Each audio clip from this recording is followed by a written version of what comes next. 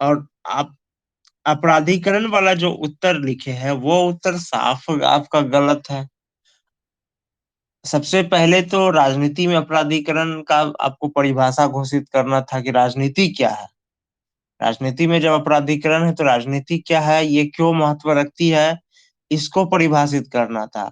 फिर इसके बाद वर्तमान राजनीति में किस प्रकार अपराधीकरण इन कर जाती है, इसको अपराधीकरण और भ्रष्टाचार प्रवेश करती है, इसको परिभाषित करते हुए यानी कि भ्रष्ट इसको परिभाषित करते हुए आपको तब मूल उत्तर में आना था कि राजनीति में बिहार अपराधीकरण में से कई खामियां उत्पन्न होती या कई प्रकार के नुकसान है। उसके बाद आपको उन नुकसानों का जिक्र करते हुए उदाहरण में बिहार का कोई घटना देना था। आपको लोग को हम ये बोले थे। देखिए, क्वेश्चन दो प्रकार का होता है। एक होता है सैद्धांतिक, किसी सिद्धांत से मिला हुआ, ठीक। एक होता है व्यवहारिक। समझे? जैसे कि आपको क्वेश्चन दे दिया कि कोई किसी राजनीति शास्त्र का लिया नाम, इस राजनीति शास्त्र के अनुसार बताए कि राजनीति क्या है, या फलना राजनीति शास्त्र के अनुसार बताए कि सरकार क्या है। ये जो हुआ ये हो गया सैद्धांतिक। अब जैसे एक क्वेश्चन रहता है यहीं पे, राजनीति में अपराधीकरण और भ्रष्टाचार से कई प्रकार की खामियां उत्पन्न होती है या कई समाज को कई नुकसान है, उनका उनका वर्णन करें। ये हो गया सैद्धांतिक। एक होता है व्यवहारिक, जैसे किसी घटना को लेकर के, जैसे आपको जैसे देखिए आपको क्वेश्चन दिया, जैसे एक क्वेश्चन दिए थे, याद है, देखिए आप ही देखिए, मुख्यमंत्री की कार्य शक्ति एवं स्थिति का वर्णन करें, सैद्धांतिक। लेकिन अब इसमें जो ऐड किया कि क्या दिल्ली का मुख्यमंत्री अन्य राज्यों के मुख्यमंत्री की तुलना में जो शक्ति दिल्ली की तुलना में, या दिल्ली की मुख्यमंत्री का पद की जो कार्य एवं शक्ति है अन्य राज्यों के मुख्यमंत्री के कार्य एवं शक्ति में अंतर है, स्पष्ट करें। तो ये जो दिल्ली वाला इन इसमें सेट किया गया, तो ये हो गया व्यवहारिक। ये वाला पार्ट क्या हो गया, व्यवहारिक हो गया। तो ये जो राजनीति में अपराधीकरण था, ये आपको सैद्धांतिक प्लस व्यवहारिक दोनों था। अब जैसे देखिए दिल्ली का ही जैसे आप बात अगर करें ना, तो जरूरी नहीं था कि उसका अलग से लिखना था। आप जब मुख्यमंत्री के कार्य एवं शक्ति लिख रहे थे, वहीं पर इसको भी इन कर सकते थे। वहीं पर जैसे लिखे मुख्यमंत्री का कार्य में, अब जो कार्य लग रहा है, कोई कार्य है जो कि अन्य राज्यों को है, दिल्ली के मुख्यमंत्री को नहीं है, वहीं पे आप लिख देते हैं, हालांकि दिल्ली के मुख्यमंत्री को ये अधिकार नहीं। इससे हो गया कहाँ अंतर है, और ये ज्यादा अच्छा रहता। बात समझे? अलग से नहीं भी, ऐसे अलग से भी लिखे कोई दिक्कत नहीं, अब अलग से भी लिखे तो उसमें बहुत चीज छोड़ दिया। जैसे आपको जब दिल्ली वाला शुरू कर रहे थे तो भूमिका में आपको हाल फिलहाल जो संशोधन हुआ है उसका जिक्र करना था, अब वो किए ही नहीं है। आप सोचे अब लेटेस्ट और करंट चीज ही आप छोड़ दिए।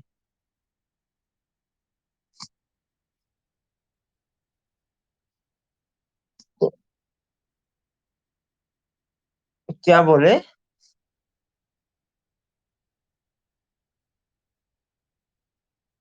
तो शक्तियां हुआ तो उससे क्लियर हो गया ना सर, जो भी एक तो सबसे पहले शक्तियां अगर स्पष्टीकरण हो गया और उसको अब एक कानून बना दिया गया, तो अब तो स्वाभाविक है कि दिल्ली का मुख पहले तो फिर भी चलो ठीक था, खींचातानी करके एक लूप होल का फायदा उठा करके चल भी जाता था। अब तो स्पष्ट हो गया कि नहीं, दिल्ली का मुख्यमंत्री का क्या पावर है।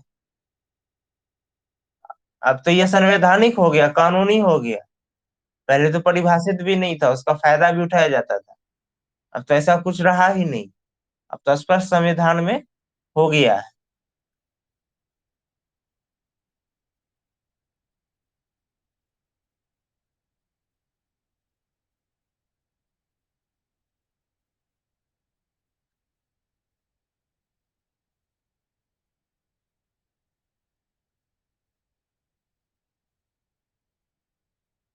नहीं, आपको सबसे पहले नियम पूर्वक अभी जब संशोधन हुआ है, जैसे संशोधन से कर हाल के दिनों में दिल्ली सरकार को लेकर के काफी जो है चर्चा का विषय बना हुआ था। कारण लोकसभा में या संसद में दिल्ली की सरकार को लेकर के एक बिल पेश होना, जहां राज्यपाल की शक्ति को स्पष्ट किया गया और बढ़ाया गया। इससे ये स्पष्ट और स्पष्ट हो गया कि दिल्ली के मुख्यमंत्री की तुलना, दिल्ली के मुख्यमंत्री की कार्य एवं शक्ति देश के अन्य राज्यों के मुख्यमंत्री की तुलना में मुख्यमंत्री के समान नहीं है। कम या मजबूत नहीं लिखना है, कमजोर या मजबूत के मुख्यमंत्री के समान नहीं है। उसके बाद आप लिखते चले। हाँ, उसके बाद आप लिखते चले जाते, दिल्ली का मुख्यमंत्री का जो होता है नियुक्ति ये करता है, फिर उसका कार्य का तुलना कर देते, फिर उसका शक्ति का कर देते। हो गया। समझे? भूमिका को ज्यादा लंबा मत कीजिए। और अंग्रेजी इन मत कीजिए। आप वर्ड बहुत सा गलत लिखते हैं। आप एक वर्ड लिखे हैं तीसरा, और तीसरा को लिख दिए है तीसरा, बड़ी रो।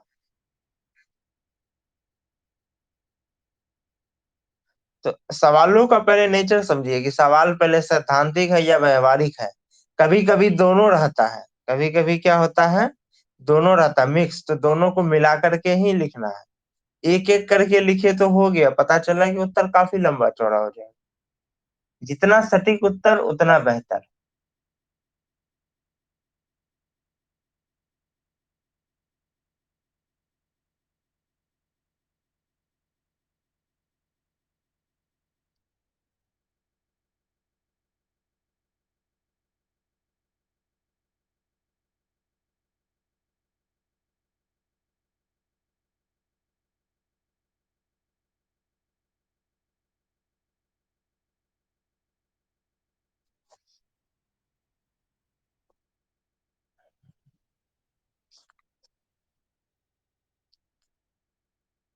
चलिए अब हम लोग नेक्स्ट क्वेश्चन चलते हैं। वैश्वीकरण के महत्वों का वर्णन करें एवं वैश्वीकरण से भारतीय महिलाओं के आर्थिक, सामाजिक और राजनीतिक जीवन में किस प्रकार परिवर्तन हुए, इसकी विवेचना करें। देखिए, यहाँ भी दो प्रकार का क्वेश्चन हो गया, एक सैद्धांतिक एक व्यवहारिक। ये वाला जो पार्ट है, वैश्वीकरण के महत्वों का वर्णन करें, ये क्या हो गया, सैद्धांतिक हो गया। क्योंकि वैश्वीकरण का महत्व तो हर जगह एक ही होगा, जो भारत के लिए हो जाए चाहे जो पाकिस्तान, लगभग सभी देश के लिए एक ही जैसा होता है। और जो नुकसान है सभी देशों के लिए एक ही जैसा है। अगर कुछ नुकसान है तो सभी देशों के लिए नुकसान होगा ना। ऐसा तो नहीं है सिर्फ भारत के लिए है। अब फायदा है तो हाँ, कुछ चीजें होगी, कुछ बातें होगी, कुछ विशेष गुण, कि वैश्वीकरण का ऐसा कोई गुण है जो कि भारत के लिए बहुत ज्यादा फायदेमंद है, जो अन्य देशों को नहीं होगा। या कुछ ऐसा कोई इसमें विशेष बात है जो भारत को कम नुकसान करेगा, अन्य देशों को अधिक। इन सामान्यता तो गुण अवगुण सबके लिए सेम रहेगा। अब है कि इससे भारतीय महिलाओं के आर्थिक, सामाजिक और राजनीतिक जीवन में किस प्रकार परिवर्तन है।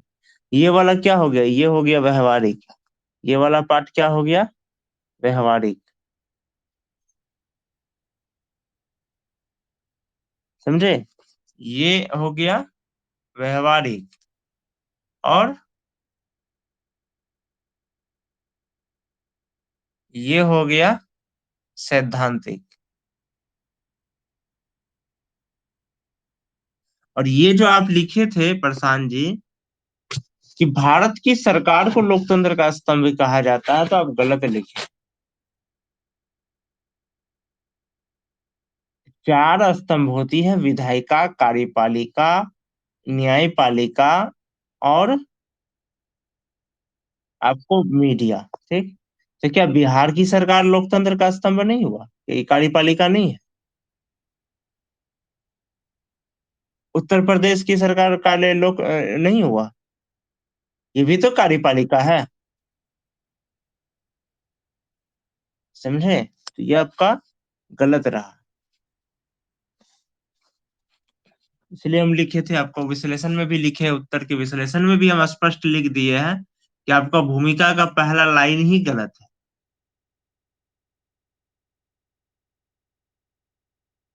हाँ, ये जरूरी नहीं है आपको वहां पर कौन सा क्वेश्चन था, संशोधन को लेकर के था। आपको तो कल बोली सीधे, आपको ये चीज लेकर चलना है कि संशोधन है क्या, और ये क्यों महत्वपूर्ण है, कैसे है, भारत में कैसा संशोधन है, कठोर है या लचीला है, या ना तो कठोर है ना लचीला है, इनका जिक्र करना था। किस की तो न्यायपालिका किस प्रकार नियंत्रण रखती है, तो उसके लिए न्यायपालिका के महत्व को बताते हैं कि कि लोकतंत्र के लोकतांत्रिक महत्वों के लिए किसी भी लोक देश में न्यायपालिका का बहुत महत्वपूर्ण स्थान रहता है। इसके लिए हम आपको शाम में सर्वोच्च न्यायालय का नोट्स भी भेजे थे, पढ़े थे उसको? वही ना, आप उसको पढ़ते तो आप पहले ही देख लेते, पहला ही लाइन से आपको समझ में आ जाता वहां क्या लिखना था भूमिका में, न्यायपालिका को लेके।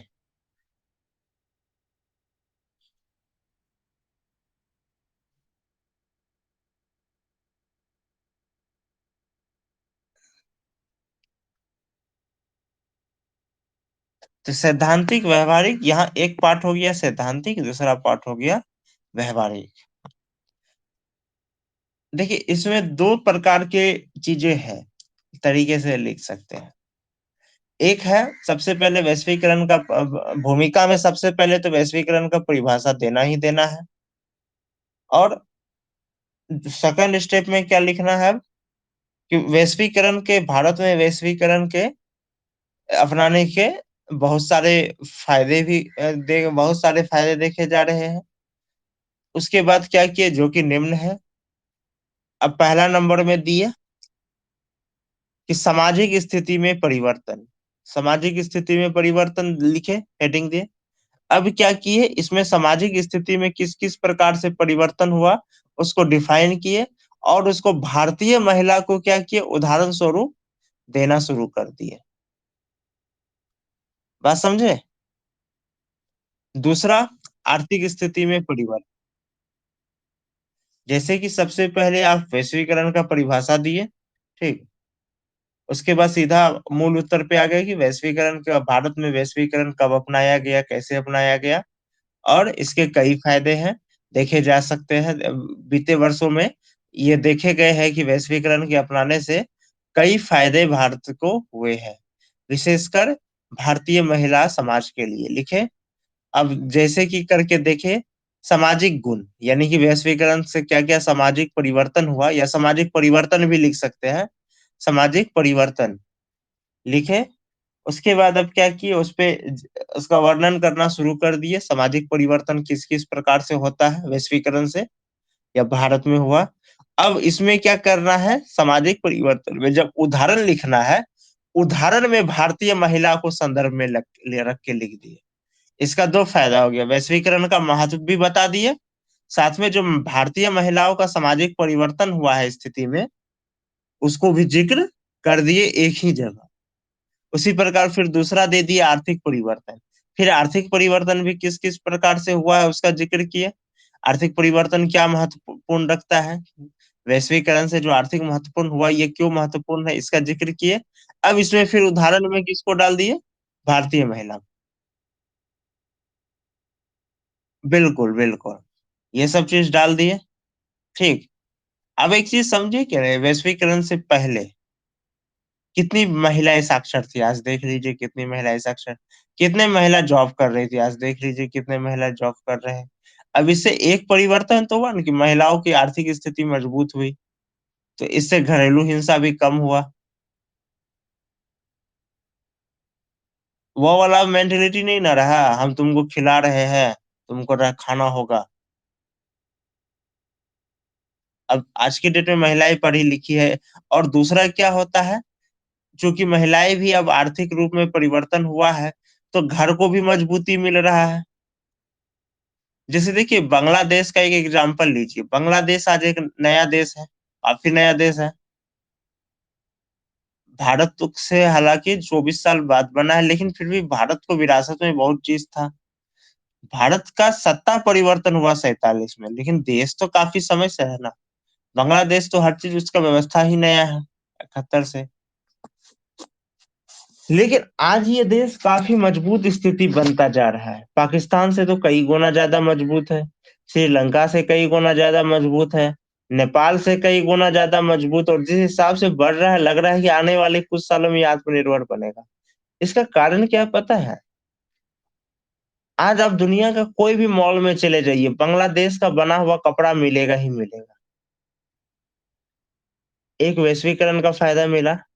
अब देखिए वहां की महिलाएं किस प्रकार सहयोग दिया।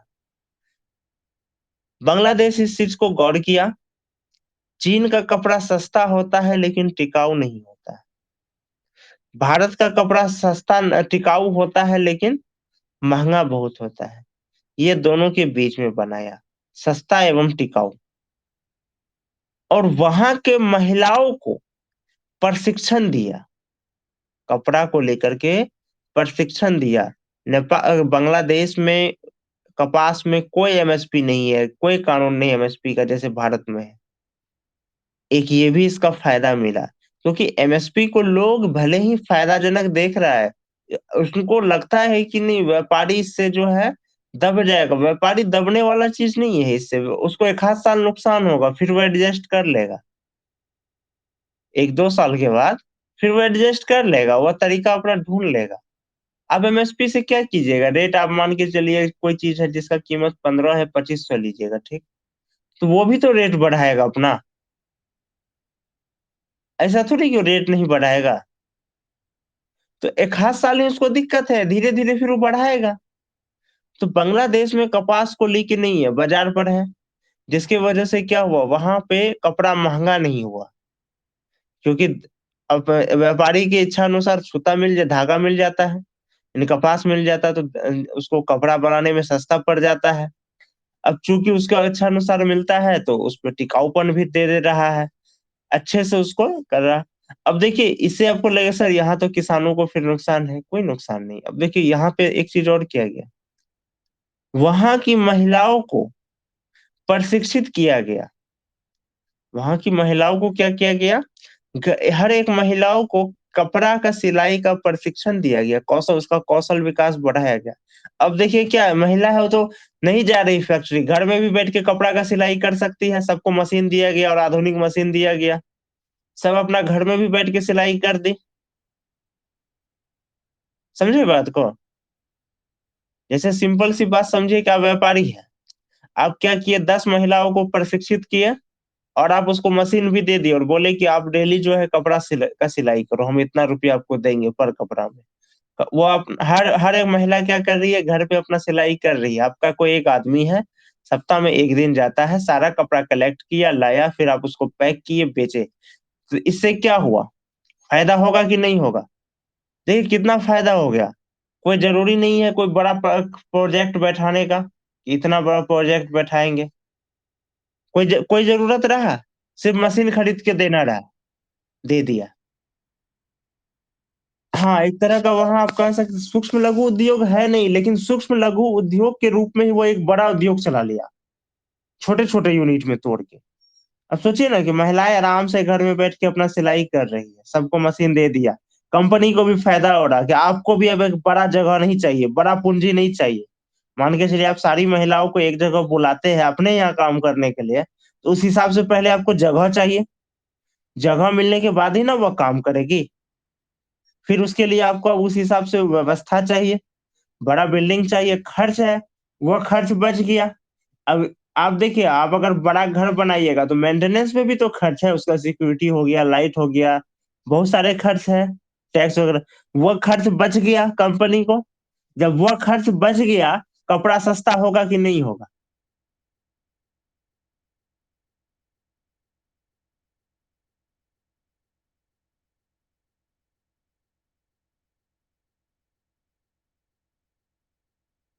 हाँ, हाँ, हाँ, बिल्कुल, बिल्कुल। जैसे देखिए यहाँ पे बंधन बैंक चलता है ना, घर में ही देना समूह बना के, लगभग उसी प्रकार है, लेकिन यहाँ उतना इस्तेमाल नहीं। इसका कारण क्या है कि भारतीय लोगों में, अधिकांश लोगों में कौशल की कमी होती है, टेक्निकली कौशल की कमी होती है। देखिए है क्या ना, एक समस्या क्या है, भारत के बाहर जो होता है ना, दुनिया के जितने भी देश हैं, चाहे छोटा बड़ा, वहाँ शिक्षा का आधार नौकरी से नहीं जोड़ा जाता है। हमारे देश में समस्या क्या है ना, शिक्षा का आधार नौकरी से। हम पोस्ट ग्रेजुएट है, हमको नौकरी दो, हम इंजीनियरिंग किए हैं, नौकरी दो। यहाँ लोगों में अपने कौशल का उपयोग करना, वो उन देशों में क्या होता है, स्पेशली बांग्लादेश में यही अपनाया गया। यही रीजन है कि ये देश इतना तेजी से आगे बढ़ रहा है कि वहां शिक्षा का आधार नौकरी। शिक्षा ऐसा नहीं कि वहां लोग शिक्षित नहीं है, पढ़ते लिखते नहीं है, सब कुछ करते हैं, लेकिन उनका उद्देश्य उसके लिए नौकरी नहीं रहता है। समझे बात को? स्वरोजगार की ओर ज्यादा बढ़ावा देता है वे लोग, वहां लोगों की मेंटेलिटी होती है स्वरोजगार। भारत में क्या है, आपके पास सब कुछ है, साधन है, सब कुछ। अब यहाँ ये ना मत समझिए कि जो लोग सरकारी नौकरी की तैयारी कर रहे हैं उनको गलत कर रहे हैं। करना चाहिए, बेशक करना चाहिए। आप काम भी कर रहे हैं और आपके पास अगर एज है, मेरा ये कहना, आप अगर काम भी कर रहे हो, कोई जॉब कर रहे हो, कोई बिजनेस कर रहे हो, और आपके पास एज बचा हुआ है, और आपको अगर समय का मैनेज हो रहा है, टाइम मैनेज हो रहा है, तो आप कीजिए। और ज्यादा नहीं करने का जरूरत है, 3 से 4 घंटा पढ़िए। लेकिन यहाँ क्या होता है ना, यहाँ होता है क्या, काम धाम छोड़ करके बैठ जाना उसके पीछे। बुक उठा लिए है, एक ही बुक 5 बार पढ़ रहे हैं, एक एक क्वेश्चन रट लेना है ताकि कोई क्वेश्चन छूटे नहीं। एग्जाम हॉल में जाके पता चलता है कहानी फिर जस का तस पहुंचा, क्योंकि माइंड का भी एक कैपेसिटी है ना। हर किसी का माइंड आइंस्टीन की तरह थोड़ी है, या डॉक्टर राजेंद्र प्रसाद की तरह। तो यही प्रॉब्लम होती है भारत में, इस कारण से।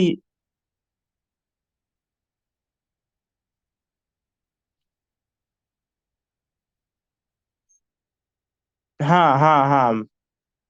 वो बांग्लादेश के ही है। नाम, हाँ, उसका नाम हम भी भूल रहे, उसको नोबेल प्राइज भी मिले हैं।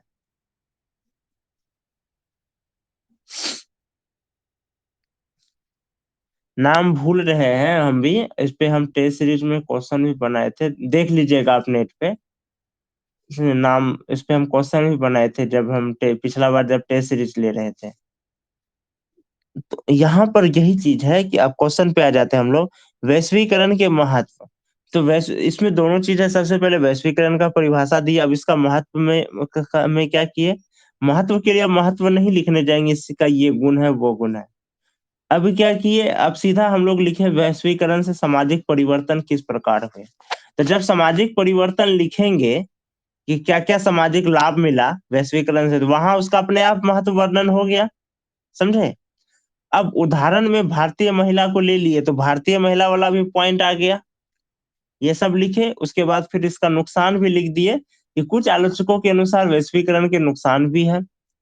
जो भी आलोचकों का कहना है, जैसे कि संस्कृति में मिलावट हो जाना, अपना देसी कंपनी को नुकसान होना, ये सब का जिक्र कर दिए। उसके बाद इसका दूसरा तरीका क्या है, एक और तरीका से लिख सकते हैं। पहले वैश्वीकरण का फायदा लिखे, इसका महत्व लिखते हैं।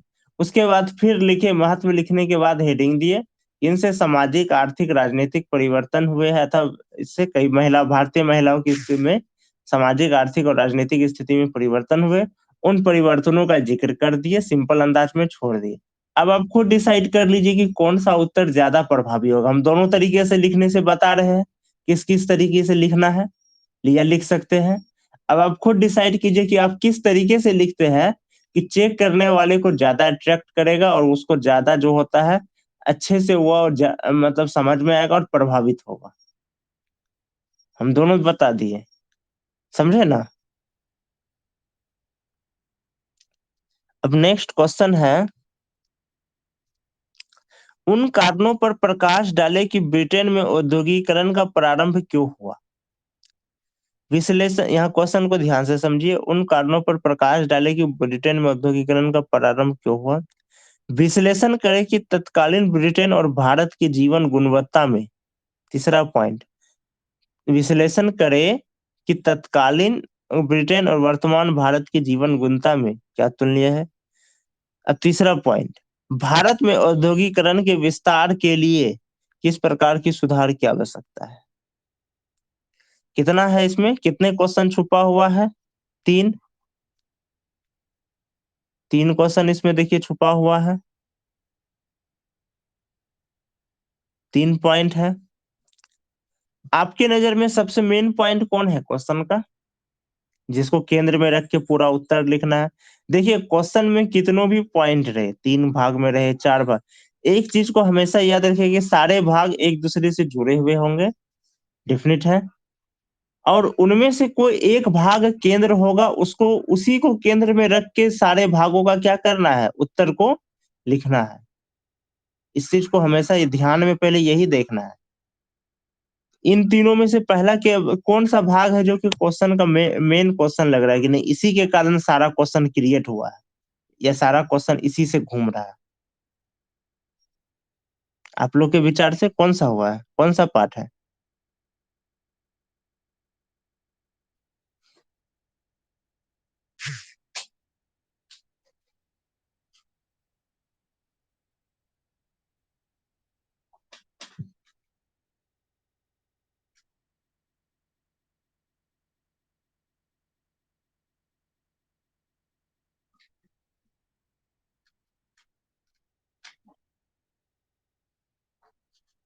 देखिए इसमें जो है ना, जो तीसरा वाला जो पार्ट है ना, ये सबसे मेन है। आप इसको निकाल दीजिए, क्वेश्चन का कोई वैल्यू रहेगा? आप दोनों पार्ट को पढ़िए तो।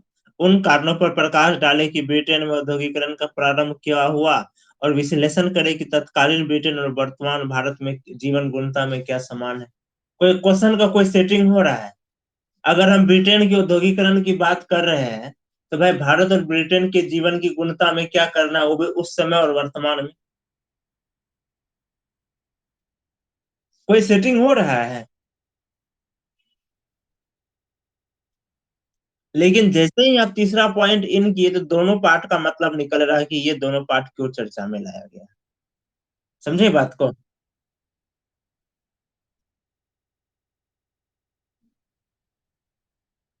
देखिए ब्रिटेन से जुड़ा हुआ नहीं है ये। असल में आपको इसलिए दिया गया, इसको आप अभी आगे समझा रहे हैं, क्योंकि हमारा देश क्या हुआ है, एक लंबे समय तक ब्रिटेन के शासन में रहा है, तो हम लोग तो अभी भी उसी की बनाई हुई व्यवस्था के अनुसार चल रहे हैं, प्रभावी है कहीं ना कहीं अभी भी। दूसरा, चूंकि औद्योगिकरण की बात हो रही थी, समझे, बात यहाँ किसकी हो रही है, औद्योगिकरण की। और औद्योगिकरण की शुरुआत कहाँ से हुई है, ब्रिटेन से। इस कारण से जोड़ा गया। बात समझे? हाँ, कारण बस इतना ही है। तो मेन पॉइंट क्वेश्चन का क्या है, भारत में औद्योगिकरण का विस्तार। ये क्वेश्चन क्यों दे रहे हैं? क्योंकि कोरोना के बाद क्या हुआ, जब लॉकडाउन लगा, फिर उसके बाद जब हम लोगों को लगा कि नहीं, अब हम लोगों को अपना औद्योगिक नीति में परिवर्तन करना चाहिए, एक ऐलान हुआ आत्मनिर्भर भारत का। हालांकि आत्मनिर्भर भारत कोई नई बात नहीं है, हम लोग 1947 से ही ये लक्ष्य है, और जिसमें बहुत हद तक बहुत क्षेत्रों में सफलता भी पाए, जैसे खाद्यान्न क्षेत्र में, ऊर्जा के भी क्षेत्र में हम लोग जो है लगभग पाने का, अगर विद्युत ऊर्जा की बात करें तो पा चुके हैं, ठीक, सौर ऊर्जा में भी हम लोग हो चुके हैं। लेकिन पेट्रोलियम में अभी भी हम लोग क्या है, विदेशी देशों पे निर्भर है। उस पर भी अब हम लोग धीरे धीरे कोशिश कर रहे हैं कि कम करने का, या फिर निर्भर हो जाने का, या उसका जरूरत ही खत्म कर दे, जैसे बिजली पे आधारित अब गाड़ियों का ज्यादा उपयोग करना, ये सब।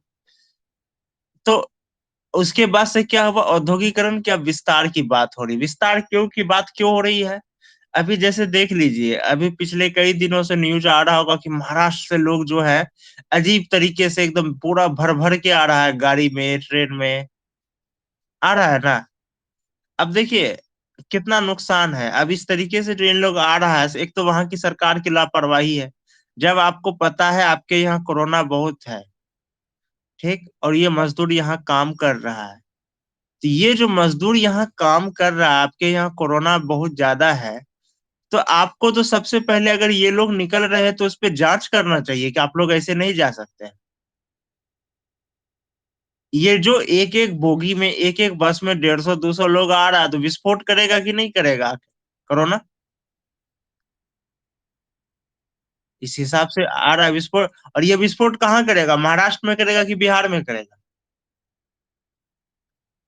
बिहार में यानी बिहार में कोरोना का स्थिति खराब था नहीं, आपके यहाँ था, लेकिन आप भेज करके यहाँ भी करवा रहे हैं। यानी हम तो डूब ही रहे हैं, तुम भी डूबो। पिछले बार भी ध्यान दीजिएगा, शुरुआत में बिहार में नहीं था उतना ज्यादा कोरोना, लेकिन जब रास्ता खोला गया, उधर से लोग आना शुरू हुआ, उसके बाद क्या हुआ, केसेस की संख्या बढ़ती चले गई। तो अब सवाल ये है कि भाई आखिर ये लोग हैं, जब ऑलरेडी कोरोना पिछले साल लगा और स्थिति बदतर रहा, वहां की सरकार इतना लापरवाह रही, अभी भी हम इसको लापरवाही मानेंगे?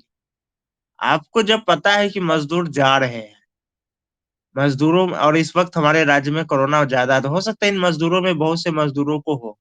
सबसे पहला जिम्मेदारी उनकी यही है कि आप या तो उनको जाने ना दे, जा रहा तो जांच के बाद जाने दे, या जांच नहीं भी कर रहे तो कम से कम व्यवस्थित तरीके से भेजिए कि नहीं, आपको सोशल डिस्टेंसिंग का प्रयोग करते हुए तब जाना, ऐसे नहीं जा सकते हैं। ये सब ध्यान रखना। अब बिहार सरकार तो जाके वहां प्रशासन नहीं चलाएगी ना, लेकिन वहां सरकार क्या सोच रही है, अच्छा हुआ जा रहा है ताकि कि हमारे यहाँ केसेस की संख्या जो निकल रहा है घटे और ये समस्या बिहार में आए। या हो सकता है वो ऐसा नहीं सोच रहा है, लेकिन एक लापरवाही तो है ना। तो यही चीज का जो होता है, अब ये क्यों हो रहा है कि पिछले साल भी यही स्थिति बना, उस समय तो और बदतर स्थिति बना, खाने तक का भी लानत, उन लोगों को दिक्कत हो गया, वहां लाले पड़ गए महाराष्ट्र में। फिर उसके बाद भी जब पिछले साल ही इतना दिक्कत हुआ, कोरोना का कोई ऐसा नहीं कि खत्म हो गया था, कोरोना प्रभावी है ही, वैक्सीन आया नहीं, फिर ये लोग क्यों महाराष्ट्र चले गया? गरीबी के कारण, रोजगार के लिए। और रोजगार के लिए महाराष्ट्र क्यों गया? क्योंकि बिहार में उद्योग कम है, महाराष्ट्र में ज्यादा है। तो अब सरकार का एक नीति आया कि नहीं, अब इसमें क्या करना है, औद्योगिकरण का विस्तार करना है। केंद्र सरकार, राज्य सरकार दोनों ही अब इस पे लगा, बिहार की भी सरकार इस पे ध्यान दिया। हाल फिलहाल में अभी जो है बिहार उद्योग के लिए 500 करोड़ के ऐसे एक मुजफ्फरपुर में हुआ है, मेगा फूड पार्क बना है, अभी पहला 500 करोड़ का। उद्योग के लिए भी जो है अभी कर किया जा रहा है कि 5,000 करोड़ ऐसे कोई कितना का है ना इस बार, कि उद्योग के लिए अलग से बनाया जाएगा, उद्योग एक खास एरिया में औद्योगिक क्षेत्र का विकास किया जाएगा। शाहनवाज हुसैन को औद्योगिक उद्योग मंत्री बनाया गया है। उद्देश्य, लोगों को ऐसा मानना है कि उद्देश्य ही सरकार का यही है कि उद्योग में सुधार करना। और शाहनवाज हुसैन को क्या है, ये अब तक जो भी मंत्रालय लिए हैं, जहां से भी संसद रहे, इनका काम अच्छा है, यानी अनुभव इनको बहुत अच्छा है शाहनवाज हुसैन का काम करने का। भले वो चुनाव हार जाते हैं, राजनीति उतना अच्छे से नहीं आता है जी, पहला बार सांसद वो हमारे ही एरिया से बने थे, और जो वो विकास किए थे, उनका विकास हम लोग देखे हैं, अपनी आंखों से देखे हैं, बचपन से काम करने का तरीका, जो वो विकास किए आज से कहिए कि 20 साल पहले, वो विकास अभी तक कोई सांसद वहां का नहीं कर पाया, जबकि लोकल सांसद बन रहा है। ये बाहर से जाके जो कर दिए, वहां का लोकल सांसद अभी तक नहीं कर पाया है। लेकिन इनका वो राजनीतिक व्यवस्था की कमी से खुद इनका कार्यकर्ता ही ऐसा व्यवहार करने लगा कि लोगों को गुस्सा आकर के वोट नहीं दिया, कार्यकर्ता का व्यवहार से। तो इनका राजनीतिक मैनेजमेंट का थोड़ा कमी है, लेकिन इसका काम करने का तरीका बहुत बेटर है। और ये चीज हम लोग देखे हैं, बचपन से ही देखते आ रहे हैं इनका। बचपन में हम लोग देखे हुए हैं इनका, जितना डेवलपमेंट किए जिस तरीके से, और जितना तेजी से ये करवाए, दोनों बातें, बहुत तेजी से इनके यहाँ का इनके शासन, उस समय इनको बेस्ट सांसद का अवार्ड मिला था। यानी कि जो कौन सा सांसद सबसे ज्यादा काम कराया, जो फंड मिलता है, सबसे ज्यादा फंड खर्च कराया किया आपने इसमें क्षेत्र में, तो उसमें शाहनवाज हुसैन को मिला था 5 साल के लिए। तो क्वेश्चन में यही कि औद्योगिकरण का विस्तार अभी क्या है, जो कोरोना के बाद जो लॉकडाउन हुई, लॉकडाउन में जो लोगों की परेशानी हुई, खासकर प्रवासी में, वो राज्य जिनके मजदूर, जिनके लोग प्रवासी मजदूर के रूप में बाहर में ज्यादा काम कर रहे हैं, या वो राज्य जहां प्रवासी मजदूरों की संख्या ज्यादा है, दोनों ही राज्यों में, ऐसा नहीं कि एक ही पक्ष को, दोनों का हुआ है नुकसान। एक को ही सिर्फ गलत ये कहना कि ये सिर्फ यही बेचारे के साथ अन्याय हुआ है, गलत है, दोनों के लिए जिस प्रकार से हुआ है, ये स्पष्ट हो रहा है कि अब औद्योगिकरण का विस्तार जरूरी है। एक चीज सिंपल समझिए कि लॉकडाउन से पहले ऑनलाइन पढ़ाई का ज्यादा नहीं था, इतना ज्यादा नहीं था ना जितना अभी ऑनलाइन पढ़ाई का क्रेज है। लॉकडाउन लगा, सभी लोग अपने घर गए, ऑनलाइन पढ़ाई का विस्तार हुआ, ऐसे ऐसे ऐप आए जैसे टिचमिन टाइप का ऐप आए। क्या आपको आप देखिए मोबाइल के जरिए जो है स्मार्ट बोर्ड से पढ़ाया जा रहा है, रिकॉर्डिंग मिल रहा है। ये सब सुविधाओं का विकास हुआ। तो अब एक चीज देख रहे हैं कि अब बहुत से स्टूडेंट हम ऐसे भी देख रहे हैं जो कि पटना आने वाले थे, अब नहीं आना चाहते। कह रहे कि यही जब घर में ही अच्छा से पढ़ाई हो रहा तो काहे फालतू पटना जाएंगे। खर्च भी होगा, ऊपर से पटना में परेशानी अलग, बीमारी फैलने का खतरा अलग, रिस्क है अलग। अभी कोरोना कोई स्थिर थोड़ी हुआ है, और ना ही होने वाला है। वैक्सीनेशन वगैरह भी लगेगा, उसके बाद में भी 2 साल चलेगा। हर व्यक्ति को वैक्सीनेशन सूट थोड़ी कर रहा है, किसी को तो लगने के बाद भी हो रहा। हाँ, लेकिन ये चीज जरूर है कि वैक्सीनेशन लगने के बाद अगर किसी को कोरोना हो भी रहा है तो उसका रेंज कमजोर रहता है। इसीलिए वैक्सीनेशन में कोई किसी को डरने की जरूरत नहीं है। किसी को इच्छा नहीं है लगाने का तो कोई बात नहीं, लेकिन ये सोच के कि नहीं कुछ खतरा है, या फिर ये सोच कर कि इसको लगा करके भी क्या फायदा, कई लोगों को फिर हो ही जाता है। तो ये ऐसा मत सोचिएगा। वैक्सीनेशन के बाद अगर किसी को कोरोना होता भी है तो कम रेंज में होता है। उसका रेंज होता है ना, छोटा स्तर, मध्यम स्तर, बड़ा स्तर। तो छोटा स्तर पे होता है, जो कि क्या होता है, जानलेवा नहीं होता है, और ये संक्रमित नहीं होता, यानी ये संक्रमण नहीं फैलाएगा। समझे? तो ये सब चीजें जो है ऑनलाइन का एक फायदा हो रहा है कि तो इससे क्या हुआ, इंस्टीट्यूट का विस्तार हुआ। आज ऑनलाइन के कारण इंस्टीट्यूट का विस्तार हुआ, तब ना आज आप घर से बैठ करके जो है क्लास ले रहे हैं, नहीं तो भी आपको पटना आना पड़ता। तो उसी प्रकार ये यहाँ पर भी अब देखिए इंस्टीट्यूट का विस्तार हुआ तो एक फायदा क्या हुआ, पटना में भी भीड़ कम है। अन्य की तुलना में, अन्य वर्ष की तुलना में अभी क्या है, इस साल पटना में भीड़ कम है। जितना भीड़ पहले स्टूडेंट का रहता था, अभी जैसे एग्जाम था, अब नहीं है। अभी सिर्फ टेस्ट सीरीज देने के लिए कितना विद्यार्थी आते हैं, तो वो भीड़ कम हुआ, तो एक फायदा हुआ। उसी प्रकार अगर उद्योगों का विस्तार कर दिया जाए तो जो दो फायदा होंगे। एक तो वो बहुत से स्टेट जहाँ की बाहरी मजदूर आके भर जाते हैं, जो उनके लिए बोझ बन जाते हैं, वो भी उनके लिए भी समस्या है। वहां थोड़ा सा क्या होगा, कंट्रोल होगा, कम होगा। और जो राज्यों से भी प्रवासी मजदूर जा रहे हैं, ये भी कम होगा। तो औद्योगिकरण का विस्तार आवश्यक है। अब है कि किस प्रकार से विस्तार करें, इसी कारण से क्वेश्चन में ये पॉइंट डाले, तत्कालीन ब्रिटेन और वर्तमान भारत के जीवन गुणवत्ता में क्या समानता है, क्या तुलनीय है। समझे? क्वेश्चन में जो ये डाले हैं कि तत्कालीन ब्रिटेन और वर्तमान भारत के जीवन में जीवन गुणवत्ता में क्या तुलनीय है, यही कारण से डाले कि किस प्रकार करें। और ब्रिटेन को इसलिए संदर्भ में लिया गया है क्योंकि ब्रिटेन में औद्योगिकरण प्रारंभ हुआ। और अभी क्या है कि हम लोग अब जिस हिसाब से औद्योगिकरण की ओर बढ़ रहे हैं, अब ये लग रहा है कि एक तरह का ये जीरो लेवल से शुरू करना पड़ेगा। अब जैसे बिहार में उद्योग तो अभी जीरो पे ही ना पहुंचा हुआ है। बिहार में अगर उद्योग की बात करें तो जीरो पर ही पहुंचा हुआ है। और भी बहुत से स्टेट है। अब देखिए पश्चिम बंगाल की स्थिति देख लीजिए, किसी समय यहाँ उद्योग क्या था, ये देश की राजधानी दिल्ली के बराबर था, और ये वास्तव में तो भारत की पूर्व राजधानी यही थी, कोलकाता। लेकिन आज वहां देख लीजिए उद्योग की स्थिति चौपट है। पश्चिम बंगाल में एक एक उद्योगियों को क्या किया, वहां बदमाशी करके भगाया। पश्चिम बंगाल में एक समय बहुत सारे इंडस्ट्रीज थे, लेकिन ये लोग क्या किया, सबसे पहले शायद बिरला, हाँ बिरला के साथ ही ये लोग किए थे कि बिरला एक गाड़ी से जा रहे थे, अपनी गाड़ी से, लोग इसको रोके, क्यों, तो लोगों का कहना था कि इनके पास पैसा बहुत था, हमारे पास कम। वो चीन का माओ वाला जो सिद्धांत है उसको अपनाने लगे। जैसे माओवादी किसको कहते हैं, माओवादी का डिफिनेशन पता है आप लोगों को? हेलो? नहीं, हम लोग बिहार में रखते हैं। इंडिया में मतलब निकाला जाता है माओवादी का हिंसा के माध्यम से। ऐसा नहीं है, देखिए माओवादी क्या है। जैसे भारत में गांधी जी है।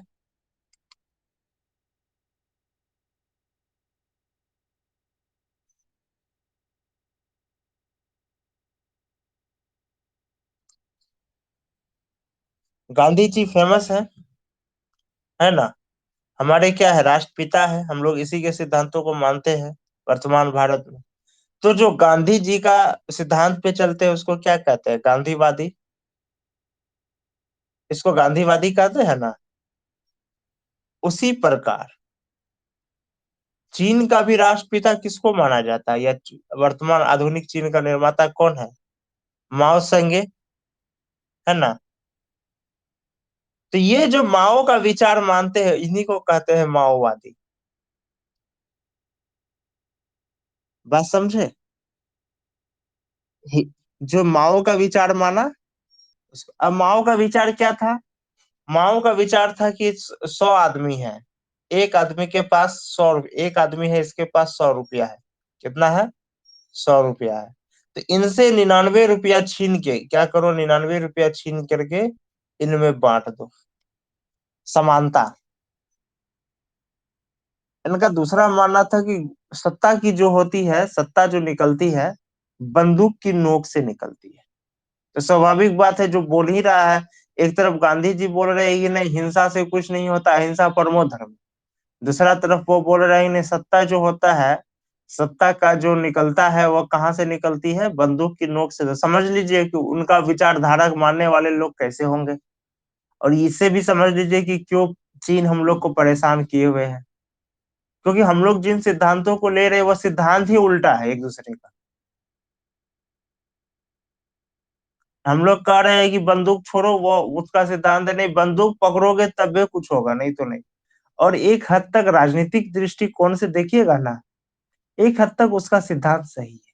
हाँ, अब वो कब्जा बारी वाला नीति से करे तो वो फिर तो गलत है।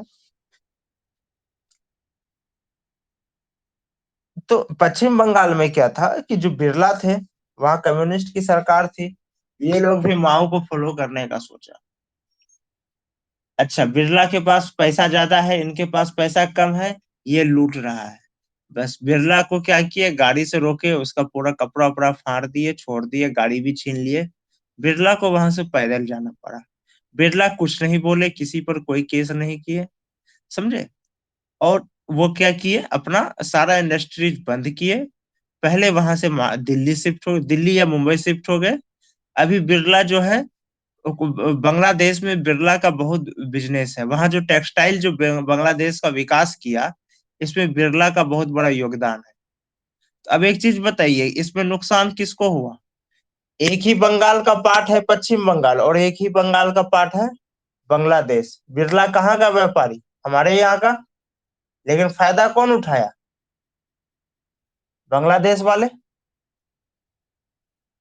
फायदा तो वही उठाया ना।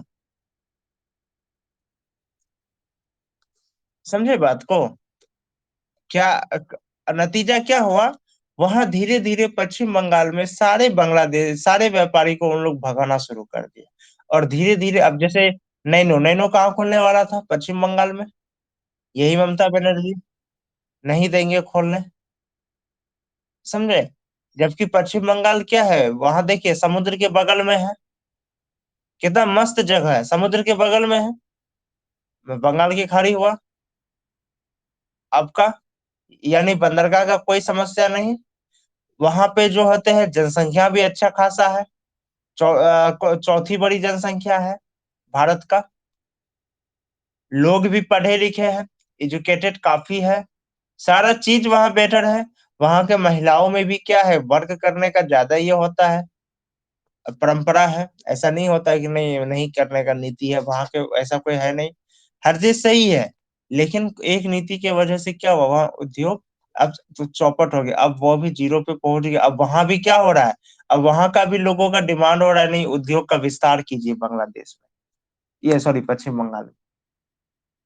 तो चीजें यही समझ रहे हैं। देखिए जैसे आज लोग अंबानी और अडानी के पीछे एक वर्ग पड़ा हुआ था ना, पड़ा हुआ है ना, किसी समय में ये लोग टाटा बिरला के भी पीछे पड़ा हुआ था। अब जिस उसका फायदा हुआ कि नुकसान हुआ, आप खुद देख लीजिए। बिरला बांग्लादेश चले गए, किनको फायदा हुआ? पश्चिम बांग्लादेश को। नुकसान में कौन रहा है अभी? पश्चिम बंगाल। जो पश्चिम बंगाल में जो है लोगों को रोजगार दिया जाता था अन्य राज्यों को, आज वहां के राज्यों के मजदूरों को बाहर जाना पड़ रहा है, बिहार जैसे राज्य में आके रोजगार लेना पड़ता है। ये स्थिति हो गई, बिहार में आकर के फेरी वाला का काम करता है। सोचिए क्या स्थिति वहां बनी। तो यही अंतर, यही सवाल में यही है, और मेन आपका बेस है औद्योगिकरण का विस्तार कैसे किया जाए। इसमें संदर्भ में क्या रखना है?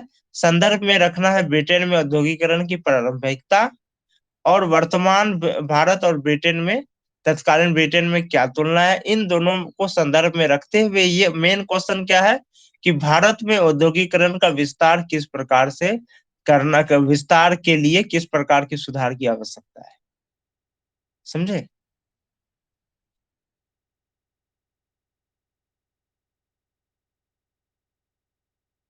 शुरुआत तो आपको विस्तारीकरण से ही देखिए, भूमिका में आपको औद्योगिकरण का सबसे पहले परिभाषा देना, उद्योग और औद्योगिकरण का।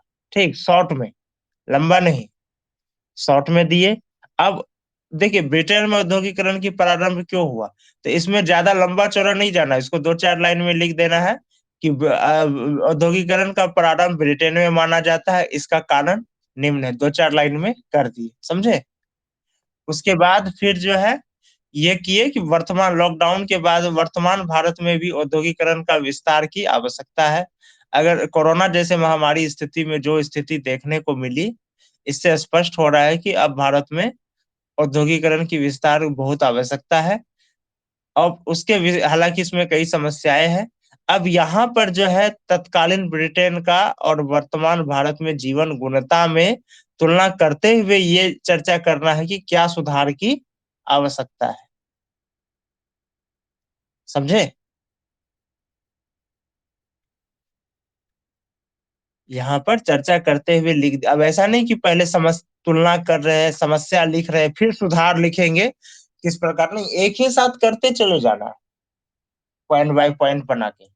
पॉइंट नहीं भी बना रहे कोई बात नहीं, पैराग्राफ चेंज कर करके भी लिख सकते हैं। आप पैराग्राफ चेंज बहुत कम करते हैं प्रशांत जी, इस पे भी ध्यान रखिए। एक ही साथ सारा लिखते चले जाते हैं, जहाँ चेंज करना चाहिए वहां करते नहीं। ठीक ना? तो यहाँ पर आपको वही करना है, एक ही साथ जैसे किस प्रकार की सुधार की आवश्यकता है, इसके लिए क्या किए, पहले क्या जीवन गुणवत्ता में क्या तुलनीय है, समान क्या समस्या है, इनका जिक्र किए, और उसमें किस प्रकार का समस्या है ये लिखे, फिर दूसरे उसके लिखते हुए उत्तर को खत्म कर देना है। या फिर आप इसको एक तरीका से और कर सकते हैं, उद्योग का परिभाषा लिखे, औद्योगिकरण का परिभाषा लिखे, ब्रिटेन में औद्योगिकरण का प्रारंभ हुआ इसका वर्णन किए, अब भारत में औद्योगिकरण का विस्तार क्यों महत्वपूर्ण है ये लिखे, इसके विस्तार के लिए किस प्रकार का सुधार करना है ये लिखे। अब निष्कर्ष में लिख दिए कि वर्तमान भारत और तत्कालीन ब्रिटेन में किस प्रकार की जीवन गुणवत्ता है, अतः इस आधार पे हम कह सकते हैं कि इनके ऐसे ऐसा करके भारत में औद्योगिकरण का विस्तार अच्छे से किया जा सकता है। समझे? हाँ, ये जो ब्रिटेन वाला है ना, इस पे ज्यादा दिमाग नहीं लगाना है, बस क्वेश्चन में डाल दिया गया है, उत्तर में भी डाल देना है। मेन पॉइंट कहाँ रहना चाहिए, भारत में औद्योगिकरण का विस्तार, बस संदर्भ में इसको रखना है। क्या कि ब्रिटेन और तत्कालीन ब्रिटेन और वर्तमान भारत के जीवन गुणवत्ता में समानता। समझे?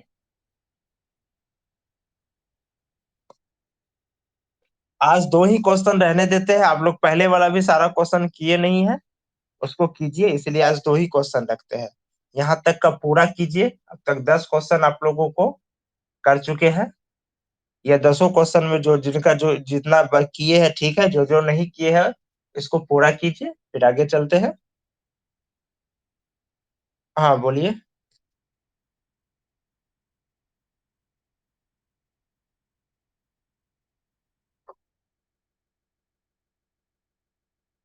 हाँ दे सकते हैं, हाँ नहीं नहीं दे सकते हैं, ऐसा जरूरी नहीं कि नहीं दे सकते हैं, दे सकते हैं, लेकिन ब्रिटेन केंद्र बिंदु में रहना चाहिए। देखिए ये सब बात मत लिखिएगा कि बिरला को भगा दिया, इंडिया से भाग गया, ये हम समझाने के लिए लिख, यहाँ ये लिखिएगा कि कई, हाँ कई भारतीय उद्योगपति जो है बांग्लादेश में जाके अच्छा व्यापार कर रहे हैं, क्योंकि वहां उन्हें क्या हुआ, तो वहां उन्हें बहुत सारी सुविधाएं मिली। समझे ना? लोगों की ओर से समर्थन मिला, ऐसे लिखना है।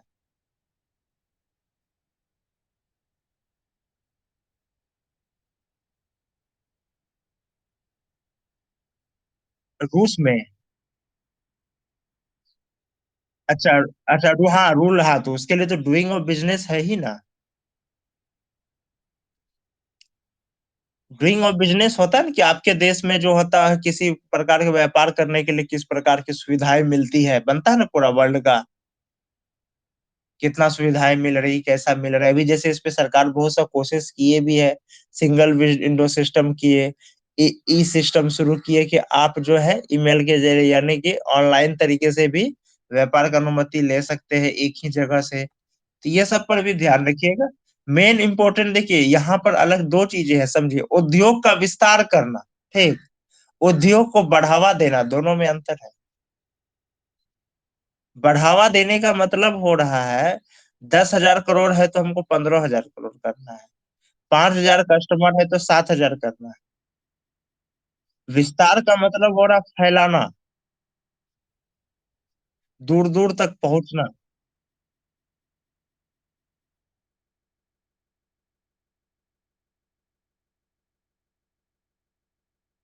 हाँ, या फिर कहिए कुछ ही स्टेट में जो रहता है भारत का मेन मेन उद्योग सीमित है, जिसके कारण क्या होता है, कुछ राज्यों में प्रवासी मजदूर बढ़ जाते हैं और कुछ राज्यों में है ही नहीं।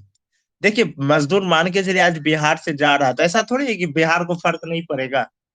आज एक चीज समझिए, 5 लोग चले गए बिहार से बाहर काम करने, ठीक, तो अगर ये 5 लाख लोग बिहार में रहेंगे तो चावल यहीं का खाएंगे, सब्जी यहीं का खाएंगे, ऑटो यहीं का यूज करेंगे, करेंगे कि नहीं करेंगे? इससे तो ब्रेन ड्रेन नहीं हो रहा है, यहाँ ब्रेन ड्रेन नहीं हो रहा है, यहाँ आपका जो है संसाधन ड्रेन हो रहा है, बाजार का भी ड्रेन हो रहा है। ये जो 5 लाख लोग गया, तो इससे किसानों को भी नुकसान होता। देखिए, बिहार के साथ समस्या क्या है, यहाँ के लोग और पैसा तो बाहर चला जाता है। अब जैसे स्टूडेंट है, वो पढ़ने जाता है दिल्ली, इंजीनियरिंग करने एमपी, चेन्नई, तो ये जो आप वहां गए, कॉलेज को जो फी दिए तो दिए ही, लेकिन जितना साल रहे उतना साल क्या किए आप, समझिए बात को, उतना साल आप वहां के रूम ऑनर को फी दिए, सब्जी खरीदे, ये सब पैसा आपका बाहर जा रहा है। अगर बिहार में भी कॉलेज रहता है, हम ये नहीं कहते जाना गुनाह है, लेकिन जितने स्टूडेंट जा रहे उतने को जाने की जरूरत नहीं था।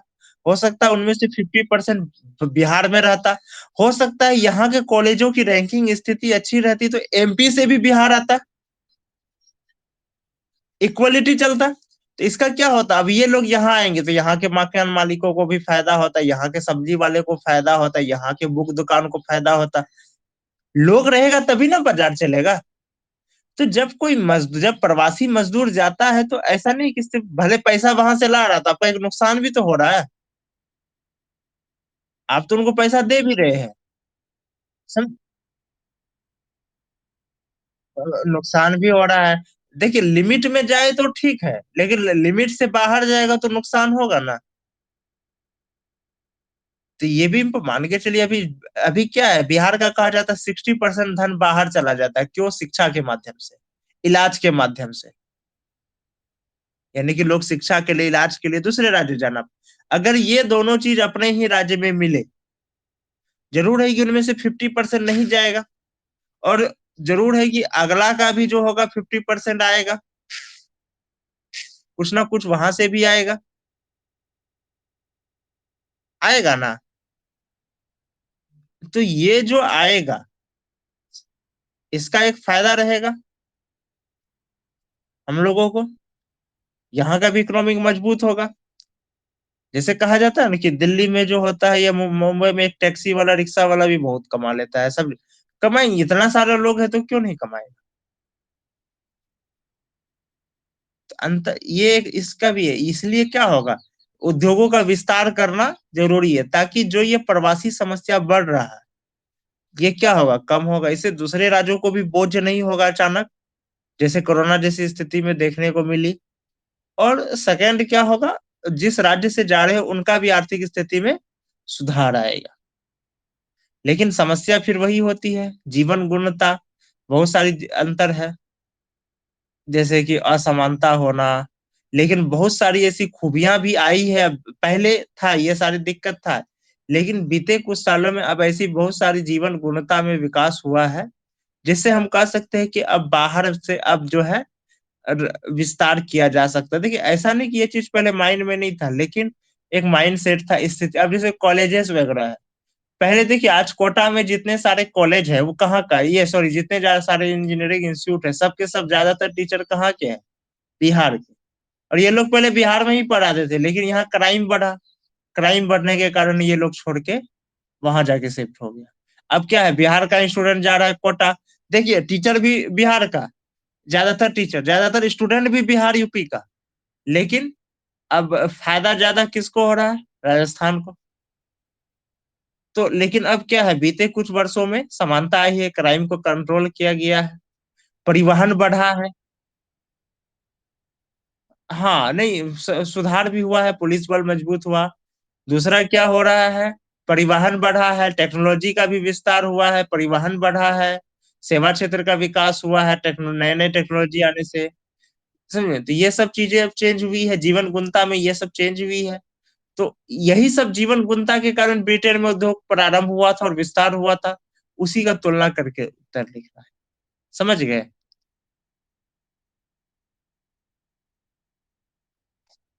समझ गए ना?